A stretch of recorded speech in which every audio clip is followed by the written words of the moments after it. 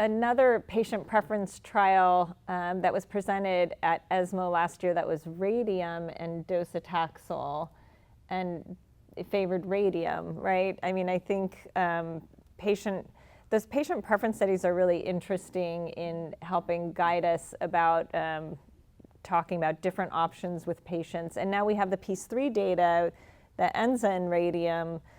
Do we think we're going to see more use of radium, or have we been using radium all along? After that presentation at ESMO, I think it's interesting because the first Alsimka trial was only in patients with pain and painful bone metastases, and here we had enzalutamide in both arms.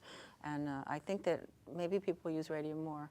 I used it more when I was in Italy. I'm not using it as much here because we have lutetium, we have a lot of different trials going on at Cornell. Where, along those lines, where would you use it relative to lutetium? Like, would you? Well, the problem is that if you look at the trial that was done, the Peace trial that was presented at ESMO, only 2% of the patients had abiraterone. So the patients are getting enzalutamide versus enzalutamide and radium, and these are patients that were treated just with ADT. So when you think that's maybe more prevalent in Europe, and it's mainly a European trial. Also in the United States, 50% of patients only get ADT alone and don't get a doublet, which is a kind of a problem too in the community, where they take care of many, either they're being treated by urologists or they're being treated in the community where they take care of many different kinds of cancers. I'll be honest, I have not used radium very much to date, and that study kind of definitely grabbed my attention when you saw the results of it.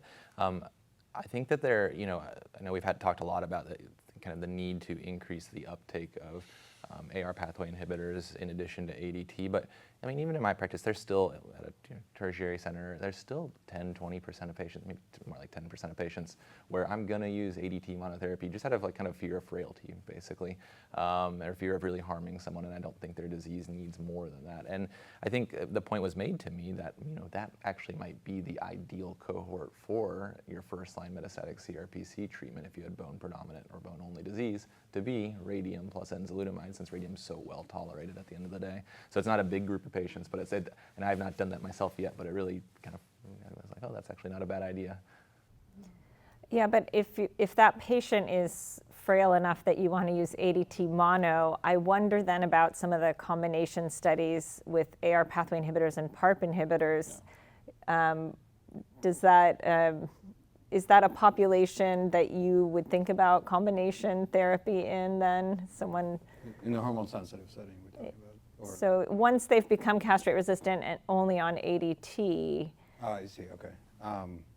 Yeah, I think that'll be challenging, right? I mean, if I thought, yeah. I mean, I was just thinking, if you have a reason to give a PARP inhibitor, maybe not taking into account TALAPRO-2, but if you have a reason to give it, if you had like a BRCA1 or BRCA2 mutation where you were excited about giving a PARP inhibitor and you were nervous enough about frailty to only give ADT monotherapy, I'd probably omit adding 2 agents, and I'd probably just give them the PARP, because that's where I think most of the benefit's going to be driven there.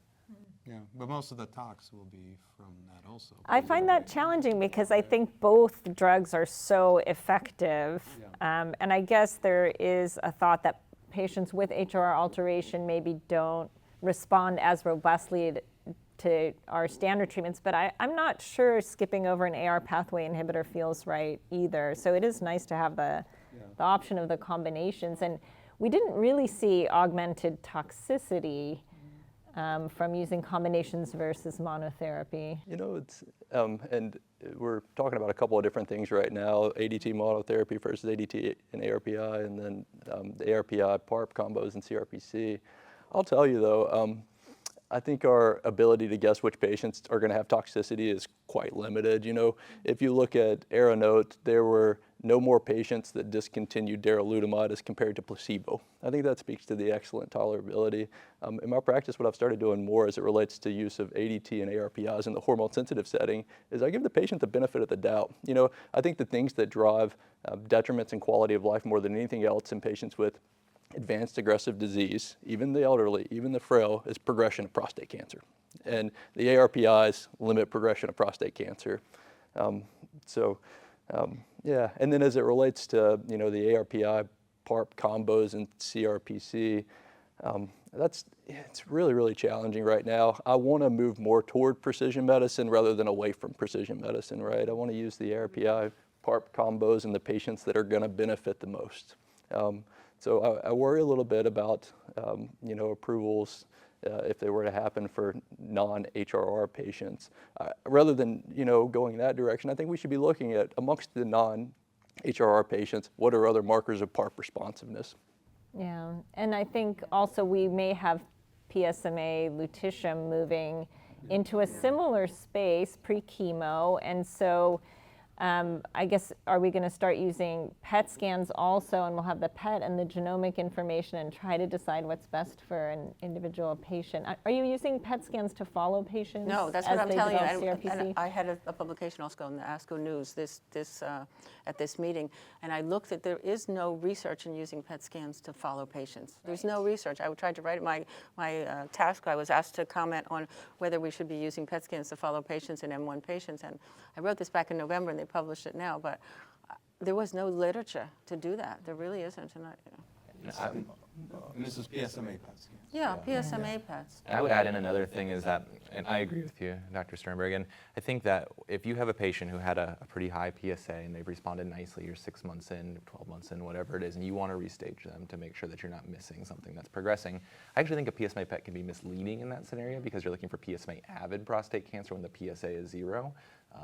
And what you're probably most worried about in that scenario, early into response, is you're worried about something popping up that's not likely going to be PSMA-avid because it's not producing PSA in that situation, having radiographic progression. And a CT cap is going to give you a higher resolution image to assess that question. So that is how when patients ask me, because we've talked about this, patients will oftentimes ask, because you get a PET scan at the beginning, or that's how they found they had metastatic disease, so it's very distressing to them for a good reason. Like, why are you not looking at my cancer with the same better test? But I totally agree with you, and I use that explanation to justify for it.